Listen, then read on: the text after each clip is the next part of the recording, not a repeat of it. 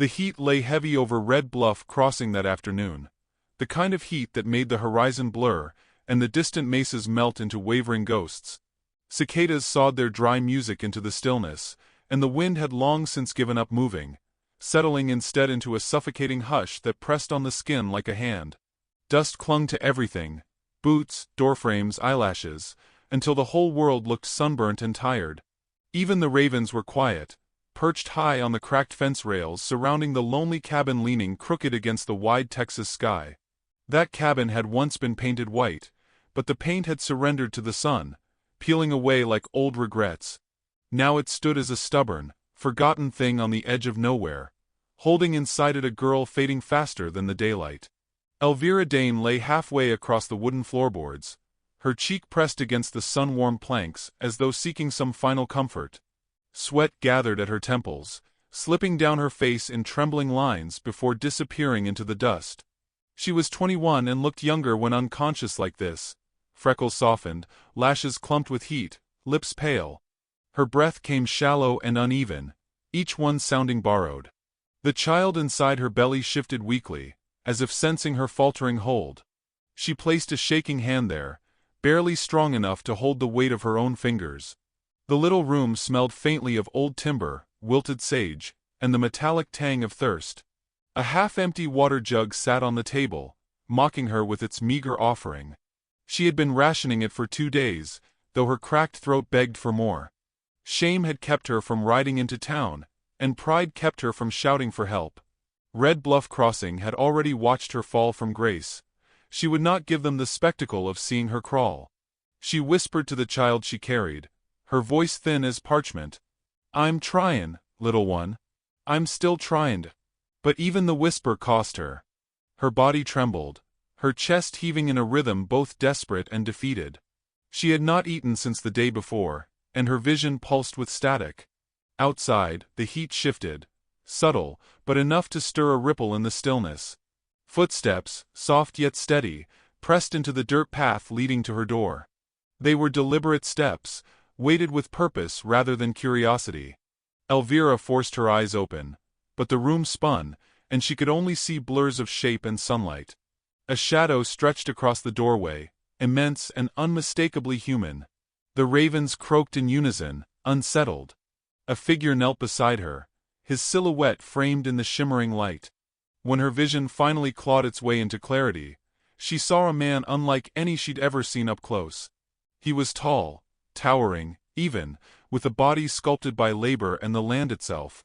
Sun-browned skin, braids brushing his shoulders, eyes dark as river stone and steady as the earth. His chest was bare, the sweat on his skin catching the light like molten copper. He carried only a waterskin, and a woven satchel slung over his back, as though he'd walked miles without need for more. This was no drifter or outlaw. This was an Apache scout. And not just any. His name, though she did not yet know it, was Nantan Ko, a man spoken of in hushed tones by ranch hands who feared crossing his path and by traders who admired his quiet sense of honor. He did not look dangerous now. He looked concerned. "Elvira Dane," he said, not as a question. His voice was low, resonant and calm, like distant thunder that precedes a cleansing rain. She blinked at him, stunned both by his presence and the simple grace of being known. Her throat worked, producing only a croak. He uncapped the waterskin, and lifted her head with surprising gentleness. The first sip burned her throat, the second soothed it, the third brought tears to her eyes. He waited between each, patient, unhurried.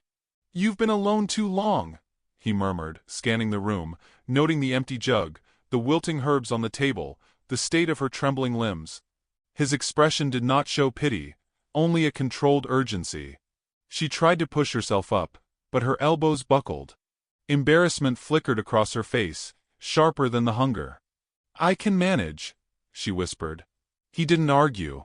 Instead, he slid an arm behind her back, lifting her as though she weighed no more than dry grass. The contact startled her. She hadn't been held in months. She heard her own breath hitch, but he neither reacted nor released her. He glanced toward the open door where the sun raged outside. "You cannot stay here," he said quietly. "Not in this heat. Not like this." Her heart thudded weakly, a flutter of resistance and fear. Where would I go? Someplace safer, he replied. Someplace with shade and water. She tried to look away, ashamed of the roundness of her belly, of the life inside it that tied her to a man who had never looked back. Shame burned hotter than the sun. You don't know what they're saying about me in town, she whispered, struggling to breathe. You don't know what I've done. He studied her for a long moment. I know what the desert does to a person who's been left behind, he said. I know the look of someone who thinks they deserve it. Her mouth trembled. No one had ever spoken to her like that, not with accusation, but with understanding. It stripped her defenses, left her stunned and exposed. She tried again to pull away, but her limbs refused to obey. You need strength, he said, rising to gather the few belongings in the cabin.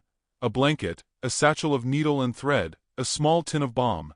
He moved with quiet precision, each motion controlled, respectful, as though stepping through someone's memories.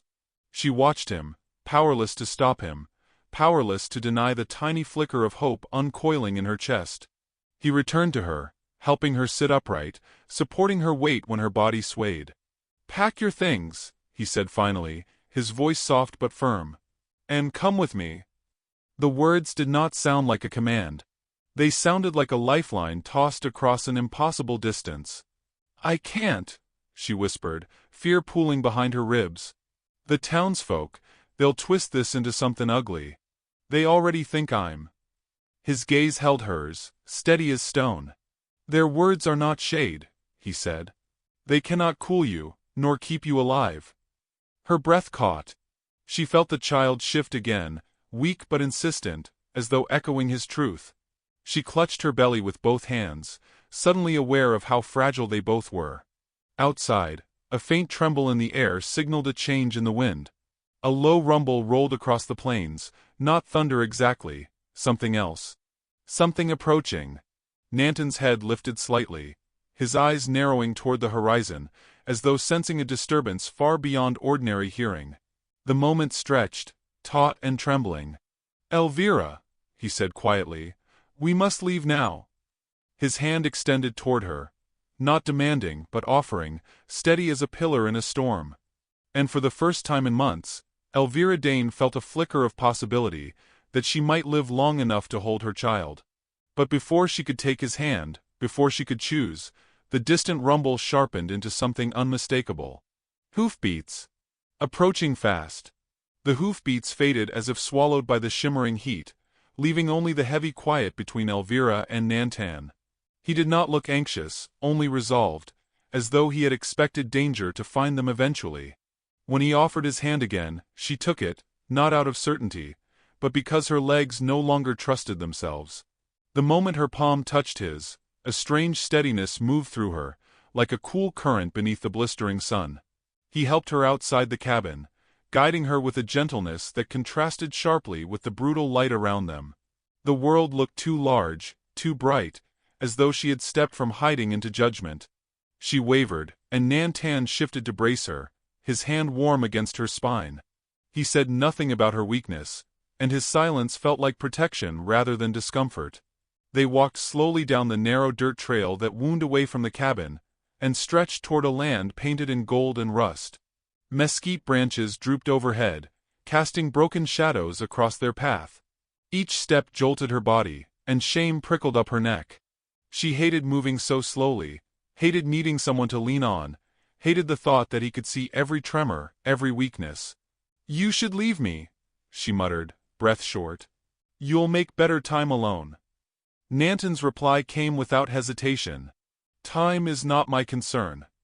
The words unsettled her, because they were spoken without judgment, without the exhausted impatience she had grown used to from others.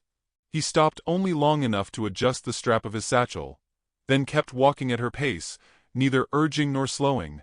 She swallowed hard, feeling the sting of unshed tears. Weakness had become familiar, but kindness still surprised her. The path led them across a stretch of prairie, where the grass crunched underfoot like dry paper. A distant creek shimmered like a fallen ribbon of silver, but it was still far off, and her throat burned for it. Nantan offered his waterskin again. She took a sip, then another, guilt tightening her chest. "You'll run out," she whispered. "I won't," he answered simply, though they both knew the heat stripped moisture quickly. She tried to hand it back, but he pushed it gently toward her. "Drink." She obeyed, because he had earned that small trust. The wind stirred for the first time in hours, sweeping across the land with the faint smell of cedar. Her dress fluttered weakly around her ankles. It felt like the world was exhaling, cooling just enough to remind her she was still alive. After a long stretch of silence, she asked, "Why did you come out this way? There's nothing near my cabin but dust and rattlers." He considered his answer. "I was scouting new paths. The old ones have grown dangerous. Men with rifles. Men with whiskey. Men with anger." He looked ahead, eyes narrowing at the wavering horizon. "I avoid them." Elvira's stomach tightened. She knew men like that. She had once loved one. Or thought she did. Ryder Talbot had promised her a soft future with warm dinners, and a porch that looked west. Then he'd left the moment he heard of the child. She bit back the memory and focused on steadying her steps. Nantan noticed her silence but did not press her. His patience felt foreign, but safe. He pointed toward a rocky outcropping that offered shade. "We'll rest there." By the time they reached it, her legs were shaking so badly she nearly collapsed. Nantan caught her before she hit the ground, lowering her with care. He knelt beside her and tore a strip from a piece of soft rawhide, fastening it around her worn boot where it had begun to split. The gesture was small, almost instinctive, but it carried a weight she didn't understand. "No one's fixed something for me in a long time," she murmured. He glanced up. "Everyone deserves mending." The words were simple, but they pierced deeper than he likely intended. The wind rustled the grasses, and for a brief moment the world felt less cruel. She watched him stand, his silhouette framed against the expanse of sky, and felt a steadying presence take root inside her. Not hope exactly, but something neighboring it. When they resumed their walk, the sun had begun its slow descent. The light softened, turning amber, washing the land in a bruised glow. Elvira felt the child stir again, a tiny flutter that made her inhale sharply. She pressed both hands to her belly. Nantan noticed. "Pain?" he asked. "No," she said, voice trembling. "Just a reminder." His eyes softened. "Children remind us of our strength." She looked away, unable to hold the warmth of his gaze. "I don't feel strong." "That will change." They approached the creek as the sky shifted toward rose and copper. Water trickled over smooth stones, glinting like glass. Nantan helped her kneel beside it. She cupped handfuls of cool water to her face, and let the droplets trail down her neck. It felt like rebirth. She washed the dust from her arms, trembling as the tension left her muscles. Nantan stood nearby, watching the tree line, listening for movement. Though he kept his distance, she felt his presence like a protective boundary. When she sat back, breath steadier, he passed her a piece of dried venison. She chewed slowly, grateful for the strength it lent her limbs. As she ate, she gathered the courage to speak. "The town knows I'm gone." He nodded. "They'll think the worst." He nodded again. She swallowed. "They might come looking." "Yes." His calm acceptance sent a shiver through her. "Aren't you worried?" "No," he met her eyes, steady as a stone pillar. "Let them come. You are not doing wrong by leaving a place that harmed you."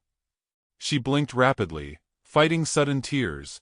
"I don't know why you're helping me." "You needed help. That's all." "That is enough." A quiet settled between them, heavy but not uncomfortable. Fireflies appeared near the reeds, blinking in and out like scattered embers. The temperature dipped, offering a rare mercy. Elvira touched her belly again, realizing the child felt steadier now, less frightened, as though her own body had found a new anchor. Nantan took a step closer, offering his hand once more. "We must reach camp before night." She hesitated. Her legs were steadier, but fear coiled inside her. Still, she took his hand, rising with more strength than before. He did not release her immediately. He waited until he felt her balance settle. As they walked, she asked, voice softer than the breeze. "Do you think they'll find us?" "If they search hard enough," he said. "But if they do, you won't face them alone." A pulse of emotion surged in her chest. Fear, gratitude, and something unnamed. The path narrowed as they approached a line of cottonwoods. Their leaves rustled with a whispering hush, inviting them deeper into shade. The sky darkened to indigo, stars pricking holes in its surface. Then, just as they stepped beneath the trees, a distant shout broke across the plains, faint but unmistakable. A man's voice. Calling her name. They were close. The shout rolled across the plains like a stone dropped into still water, the echoes breaking against the cottonwoods. Elvira froze, breath catching in her throat. The voice was distant, too far to see its owner, but near enough to rattle the fragile safety she had begun to cling to. Nanton's expression did not change, though something sharpened in his eyes, a silent calculation of distance, danger, and time. He touched her elbow gently, urging her deeper into the trees, and she followed because her heartbeat had become a frightened drum, and he was the only steady thing in the world. They walked in silence until the voice faded into nothing more than a ghost on the wind. Night gathered quickly, draping the land in a dusky blue veil. The air cooled, loosening the oppressive grip of the day's heat. Crickets stirred awake, filling the quiet with their soft chorus. Elvira's steps wobbled, exhaustion breaking through adrenaline. When they reached a sheltered hollow where a cluster of cottonwoods curved around a patch of earth, Nantan paused. "We stop here," he said simply. She sank onto the ground with a trembling exhale. The hollow felt hidden, almost sacred, half lit by the moon, half guarded by the trees that swayed like watchful sentinels. Nantan set down his woven satchel, and began gathering fallen branches. His movements were nimble, precise. When he struck flint, a spark leapt into a nest of dried grass, glowing, growing, until fire breathed itself alive between them. The flames painted warm strokes across his skin, turning the lines of his shoulders and arms into something carved from ember and shadow. Elvira watched him work, unsure whether she was more grateful for the fire's heat or the illusion of safety it created. When he finished, he sat across from her, the flames flickering between them like a quiet heartbeat. She pressed her hands over her belly, feeling the faint stir of the child within. "They're looking for me," she whispered. "I heard the voice. They'll be on our trail by mornin'." Nantan tore a strip of dried meat and handed it to her. "They will look," he replied. "But the land is wide. And you are not alone." She took the food with trembling fingers. "I don't want you getting hurt because of me." "The danger was already there," he said, voice steady. "This only brought it sooner." The fire crackled softly, sending tiny sparks spinning up into the night like drifting stars. A hush fell between them, not empty but expectant. Elvira chewed slowly, the salt of the meat stinging her dry mouth. She swallowed and felt the knot of shame revive inside her. "Back in Red Bluff," she began, "they say I'm foolish, that I'm soft-headed, that I let a man turn me into something worthless." Her voice wavered. "And maybe they're right." Nanton's gaze lifted from the fire. "Do you believe them?" She looked down at her hands, worn, cracked, the nails bitten from worry. "I don't know what to believe anymore." He leaned forward, elbows resting on his knees, firelight shaping the solemn lines of his face. "You survived alone through heat that would kill many. You walked today when your body begged you not to. And you carry life inside you. That is not weakness." His words struck something buried deep in her chest, something she had tried to smother under months of silence and fear. She turned her face away, ashamed of the tears gathering in her eyes. He didn't reach for her or offer comfort beyond the truth he had spoken. Somehow, that gentleness made her cry harder. When she finally wiped her eyes, he was stirring a small pot perched over the fire. The scent of wild onions mingled with simmering broth. Her stomach clenched at the aroma. Nantan ladled some into a tin cup and handed it to her. She took a sip. It tasted like warmth, like dusk settling over a quiet valley. She hadn't realized how starved she was for something simple and kind. "Nantan," she murmured, voice steadier now. "Why did you help me?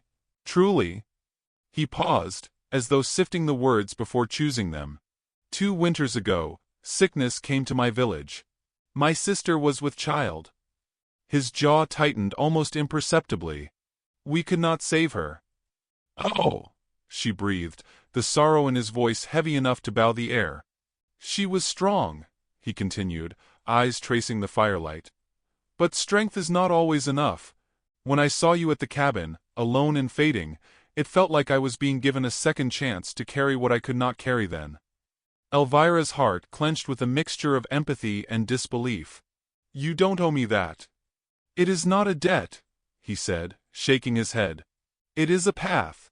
I walk it because it feels right. The fire popped, sending a spark leaping between them.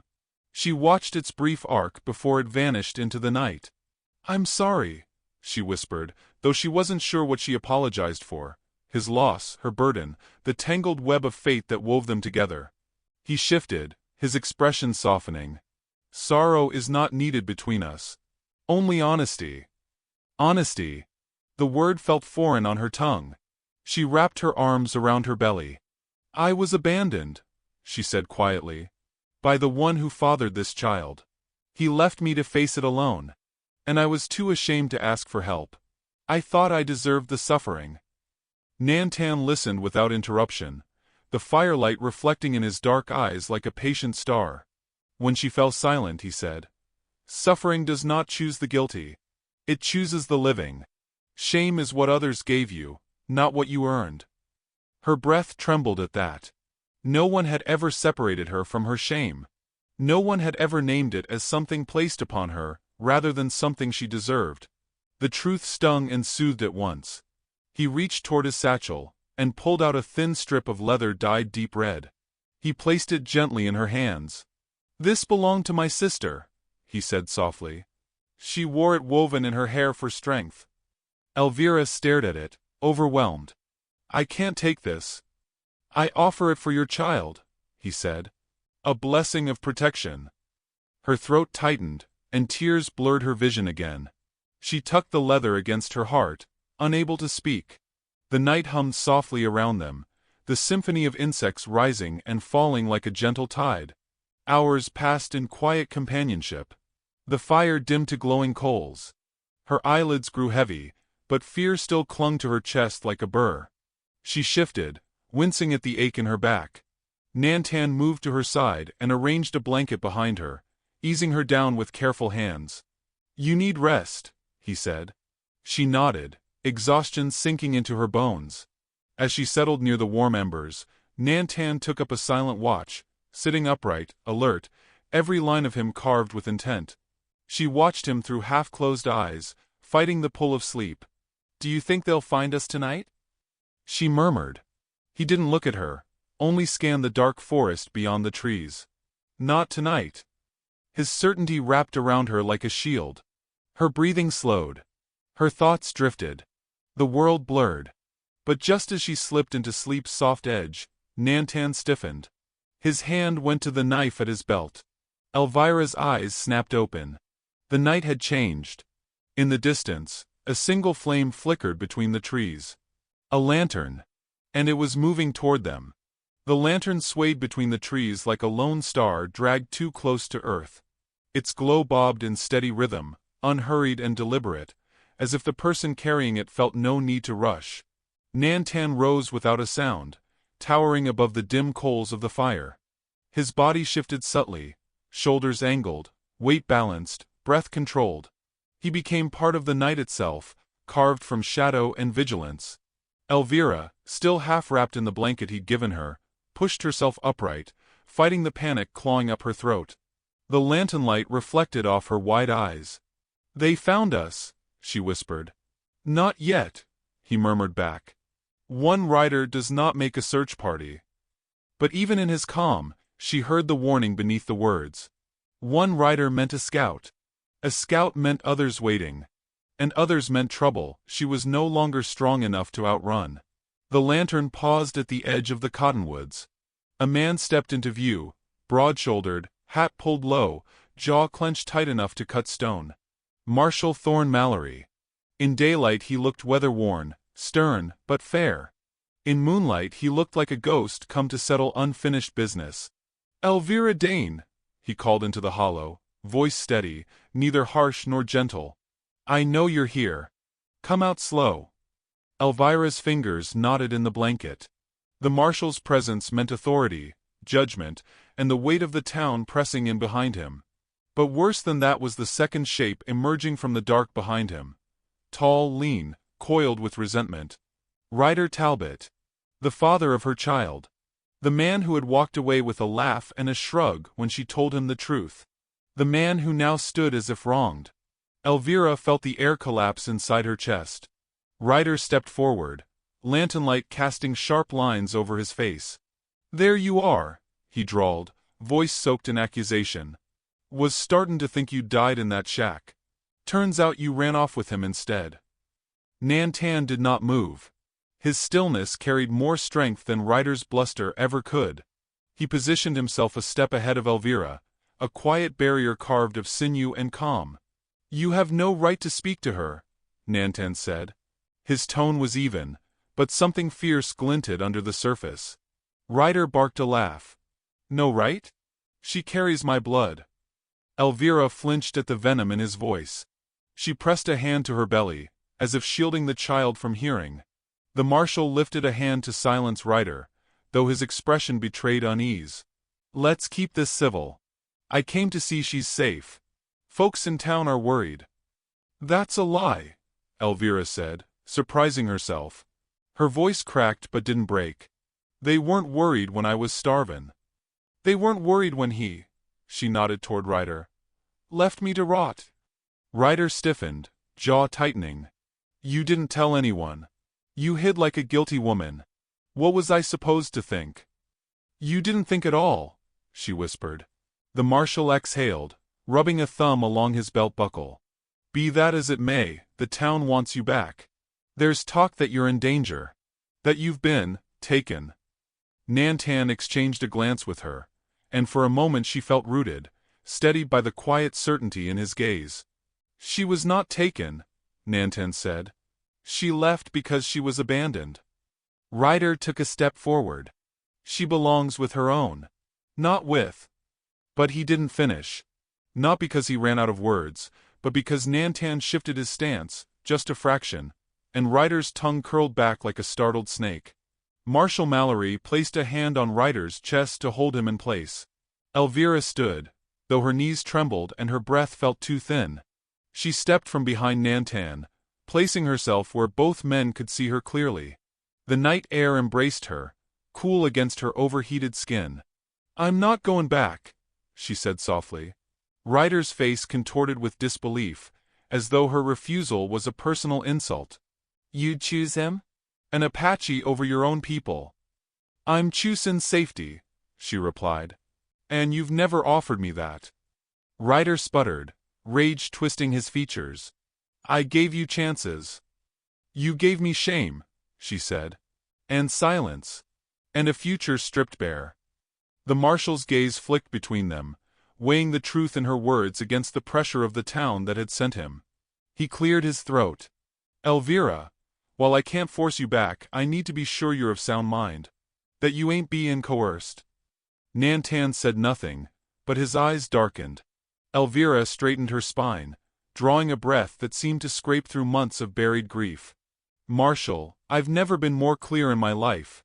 Nantan didn't take me. He found me dyin' on that cabin floor, and he gave me water and shade when no one else bothered. Ryder took another step, but the marshal held him firm. You can't just walk away from your home, Ryder snapped. That place was never home, she said. The words landed like an open wound, throbbing in the quiet that followed. The marshal studied her for a long moment, then finally nodded. If this is your choice, then law can't interfere. Ryder shoved the marshal's hand aside. Law ain't gonna mean a damn thing when the town hears she's shacked up with. He lunged toward her. Not the full weight of an attack, but a half-stride fueled by spite. Nantan moved faster. He didn't throw Ryder, didn't strike him, didn't escalate. He simply placed one massive hand on Ryder's chest and stopped him cold, holding him in place with effortless strength.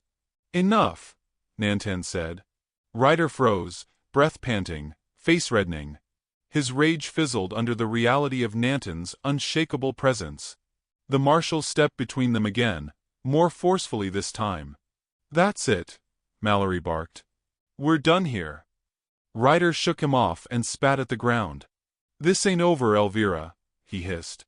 "You'll see what folks think of a woman who runs to savages." Nanton's jaw tightened, but he remained silent. Elvira felt something shift inside her. Not fear, but the last thread of attachment snapping free. Ryder climbed onto his horse, fury radiating off him like heat. The marshal mounted as well, casting her one last conflicted look. "Take care of yourself," he said quietly. "Storm's brewin', one way or another." They rode off, hooves thundering across the plains, dust rising like ghosts behind them. The night fell silent again. Elvira's strength finally broke. Her legs gave out, and she collapsed forward. Nantan caught her easily, his arms steady as his heartbeat. She gripped his shirt, trembling with the force of everything she had held back for months. Fear, humiliation, relief, exhaustion. "You stood," he murmured, holding her as if she were something precious. "Even when your legs wanted to fall." A sob escaped her. Raw, involuntary, honest. "I didn't know I could." "You did," he said. "And now the choice is truly yours." She lifted her face, breath trembling. The fire behind them crackled back to life, as though stirred by the shift inside her. But before she could speak, a sharp pain slashed across her abdomen. Her eyes widened. Nantan froze, reading her expression instantly. "Elvira," he whispered, voice low with sudden urgency. "Tell me what you feel." The pain clenched again, harder, deeper. Her hands flew to her belly. "It's starting," she gasped, voice breaking. "The baby, it's coming." The pain came again, sharper than the last, curling Elvira forward as though her body had become a tightening fist. Nantan lowered her gently to the ground, his movements quick but controlled, his face carved with calm urgency. The night pressed close around them, thick with crickets and the faint distant rumble of thunder. He guided her to the shelter of the cottonwoods, spreading the blanket beneath her, his hands steady despite the rising tension. Sweat gathered at her brow. She gasped as another contraction rolled through her like a breaking wave, stealing the air from her lungs. "It's too soon," she whispered, panic cracking her voice. "It is time because your body says it is," Nantan replied, kneeling beside her. "I am here. You will not face this alone." She clutched his forearm, her grip iron strong from fear and pain. Lightning flickered far off, illuminating the hollow in brief silver flashes. Nantan dipped a cloth into the creek and pressed it against her forehead. His touch soothed even as the storm inside her raged. Her heartbeat thundered in her chest, fear blooming with each passing moment. She tried to steady her breath, but it came in ragged pulls, her thoughts darting like startled birds. "Listen to my voice," Nantan murmured, leaning close. "Breathe as the land breathes. Slow. Deep." She tried. The air trembled around them, warm with tension. The fire crackled weakly, shadows dancing over her face as though the night itself knelt beside her. Another contraction ripped through her, and she cried out, gripping his hands so tightly his knuckles whitened. He didn't flinch. He let her hold on as fiercely as she needed, grounding her with the weight of his presence. "You are strong," he told her, voice low, steady. "Your body knows this path." Her teeth clenched as the pain surged again, radiating through her spine and hips. She felt split open, fragile, terrified. Her thoughts swirled with memories of abandonment, of Ryder's betrayal, of nights spent alone believing she wasn't meant to survive. Now everything narrowed into this moment. Her breath, her trembling limbs, the life inside her pushing forward. Her voice broke. "I can't." "Yes," he interrupted softly. "You can." Thunder cracked in the distance, rolling like a warning across the plains. Rain scented the air though no drops fell yet. The sky trembled with anticipation. Elvira's body tensed again, another contraction racking her. She screamed, the sound torn from her depths, echoing through the hollow. Nantan supported her back, letting her lean into him, as though he could hold her through the storm itself. "Let the pain move," he said, guiding her breath with his own. Do not fear it. Tears streamed down her cheeks. It hurts. All that is born of strength does. Her body tightened again. She pushed instinctively, her breath shuddering. Nantan pressed a steady hand to her shoulder. Wait for the right moment. Save your strength. When the time comes, I will tell you. Her pulse hammered. She clung to his voice, to the grounding warmth of his hand in hers. Rain whispered through the treetops, the first soft drops cooling the charged air. The fire hissed but held. The world contracted around them.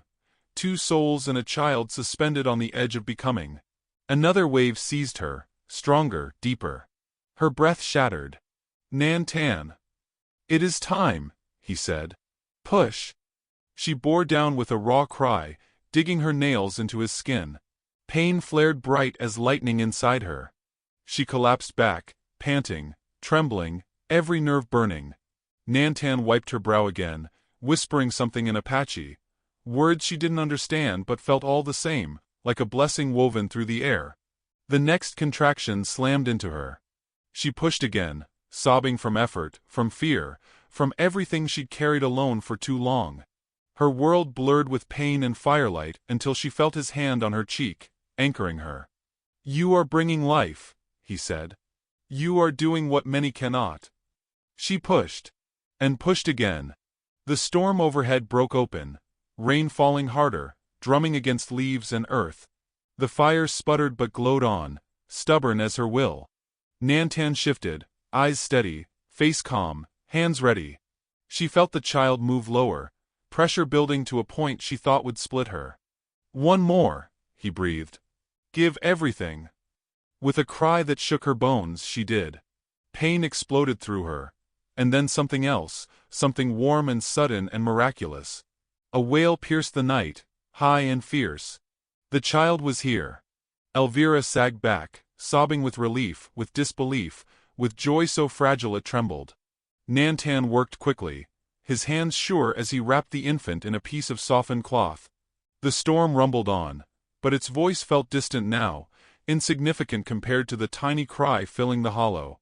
Nantan lifted the child, his expression softening in a way she had never seen. Awe reshaped him, gentling the lines of his face. A strong one, he whispered. Then he placed the child in her arms. The world stilled. Elvira stared down at the small, warm miracle resting against her chest. The baby's cries softened into tiny sounds, body curling instinctively toward her. Her heart swelled, trembling beneath the weight of love she had never dared to imagine. I didn't think. She choked on the words. I didn't think I'd live to see this. You lived because you fought, Nantan said quietly. Not because of me. She looked up at him, tears shimmering. I wouldn't be here without you. He shook his head gently.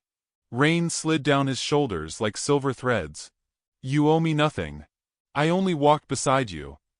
She held the child closer, feeling the tiny heartbeat, steady and brave. A new strength rose inside her, not loud, but deep as river stone.